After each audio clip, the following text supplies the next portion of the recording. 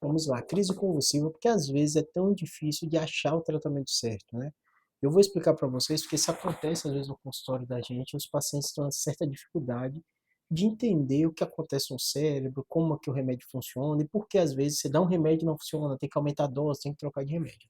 Vamos lá, né? O cérebro da gente, né, ele funciona, se comunica por uma circuitaria elétrica, né? Óbvio que mexe com neurotransmissor, tem uma parte química também, mas basicamente quando você faz o eletroencefalograma, né? Pensa, eletrocardiograma, nosso corpo ele funciona por circuitaria elétrica, né? E aí, muitas vezes, a gente não sabe explicar algumas vezes por que isso acontece. Uma parte dessa circuitaria elétrica tem um defeito e dá curto-circuito, que na verdade seria a crise convulsiva.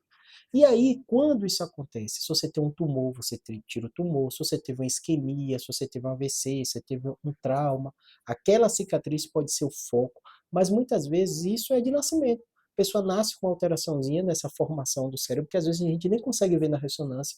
Por isso que muita ressonância é normal, mesmo o paciente tendo a epilepsia, e ele tem a clínica da epilepsia, ele perde a consciência, ele se bate, ele tem uma crise focal. E aí vamos lá, quando você toma um remédio via oral, o médico passa, esse remédio ele é absorvido e vai para o seu corpo inteiro, inclusive para o cérebro, né? O objetivo é que esse remédio, agindo no cérebro, através desse neurotransmissor, ele mude um pouquinho essa circuitaria elétrica e reduza a possibilidade desse curto-circuito acontecer. Percebam que isso é complexo, não é uma coisa que você está dando diretamente ou mexendo direto. Então, ele tem vários formas de não funcionar direito. Por exemplo, a quantidade, que dose você vai dar. Claro que a gente tem noção pelos trabalhos, pelas pesquisas, mas cada pessoa é uma pessoa. Cada pessoa tem um metabolismo diferente. Por isso tem paciente com pouca dose funciona muito bem, tem paciente com dose mais alta precisa, mas às vezes o fígado dela sente. Então perceba que são vários mecanismos que a gente vai analisando para justamente tentar controlar essa crise convulsiva desse paciente. Então, a lógica da gente, quando a gente trata um paciente com epilepsia, é isso: tentar dar a dose mínima possível para tentar controlar a crise. Quando isso não está funcionando, às vezes você tem que trocar a medicação.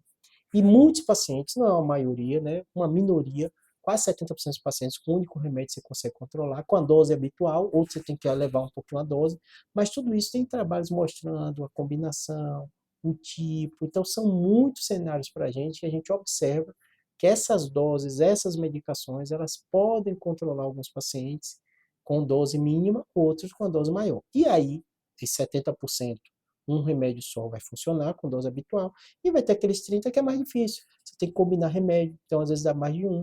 E vai ter aqueles que aí é uma minoria mesmo, 5, 10%, que com muito remédio às vezes é difícil tratar. Então ele faz múltiplas doses, você vai aumentando a dose, dose máxima, o fígado sente, você tem que reduzir a dose. Então sempre é um tratamento complexo, sempre é um tratamento que requer esse acompanhamento do médico, medir a dose, medir o nível sérico, ver como é que tá, né? Então são múltiplos fatores que a gente vai analisando, tá bom? Espero que tenha ajudado. Qualquer dúvida, deixe aqui no comentário. Tem muito vídeo sobre epilepsia, sobre medicação, que vocês podem procurar também, né? Tem até vídeo de cada uma das medicações, os efeitos colaterais, quais são os mais comuns, tá bom? Qualquer dúvida, deixa aqui.